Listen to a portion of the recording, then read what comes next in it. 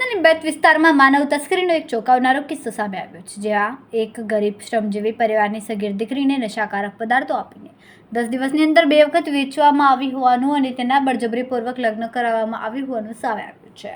તથા લગ્નની તસવીર પણ સામે આવી છે. પોલીસે તાત્કાલિક કાર્યવાહી હાથ ધરીને પડોશી મહિલા સહિત 3 આરોપીની અટકાયત કરી છે, ત્યારે ફરઝાના નામની મહિલા વોન્ટેડ છે.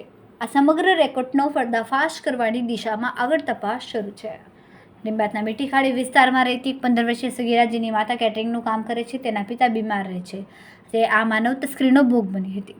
આ ઘટના લગભગ 5 મહિના પહેલાં બની હતી. સગીરાના પડોશમાં રહેતી નૂરી વસીમ શેખ, જેનો પતિ વસીમ રિક્ષા ચલાવે છે, અને ફરઝાના નામની વોન્ટેડ મહિલા, આ ત્રણેય આરોપીએ સગીરાની માતાને લાલચ આપી કે તેઓ તેની દીકરીને લસકાણામાં કેટરિંગના કામ માટે લઈ જશે. માતાને આ વાતની જાણ નહોતી કે આ એક કાવતરું છે.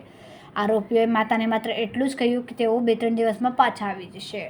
આરોપ છે કે આરોપીઓએ સગીરાને લસકાણા લઈ ગયા અને ત્યાં શોએબ નામના એક વ્યક્તિ સાથે રાખવામાં આવી. અહીં સગીરાને સતત નશામાં રાખવામાં આવતી હતી.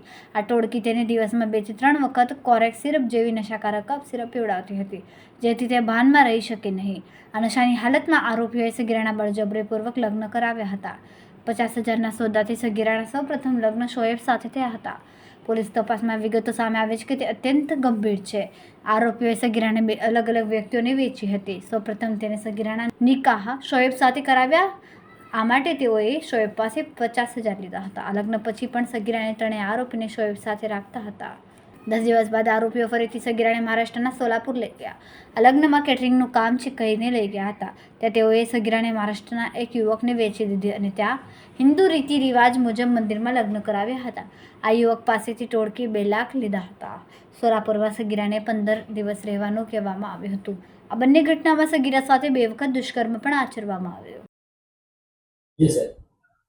लिंबायत પોલીસ સ્ટેશનમાં વિસ્તારમાં રહેતી એક કિશોરીની માતાએ લિંબાયત પોસ્ટે ખાતે એક ફરિયાદ આપેલ છે કે પોતાની જે નાબાલિગ કિશોરી છે એને એની બાજુમાં રહેતા નૂરી શેખ, વસીમ શેખ અને ફરઝાના, આ ત્રણેય લોકોએ એને લલચાવી ફોસલાવી અને એક લસકાણામાં રહેતા શોએબ સાથે નિકાહ કરાવે છે.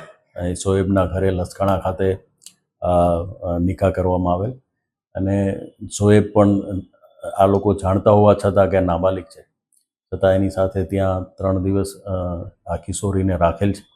અને ત્યાંથી પછી ફરીવાર આ લોકો જે આરોપીઓ છે એને ત્યાંથી લઈ અને મહારાષ્ટ્રના સોલાપુર ખાતે અને ફરીવાર એક વ્યક્તિ સાથે લગ્ન કરાવેલ હોવાની હકીકત ફરિયાદમાં જણાવેલ છે.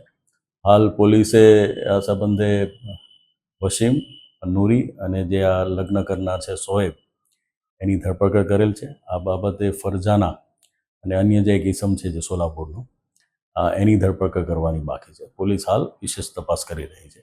આ બાબતે બળાત્કાર અને પોક્સોની કલમો લગાવી અને ગુનો રજીસ્ટર કરવામાં આવેલ છે.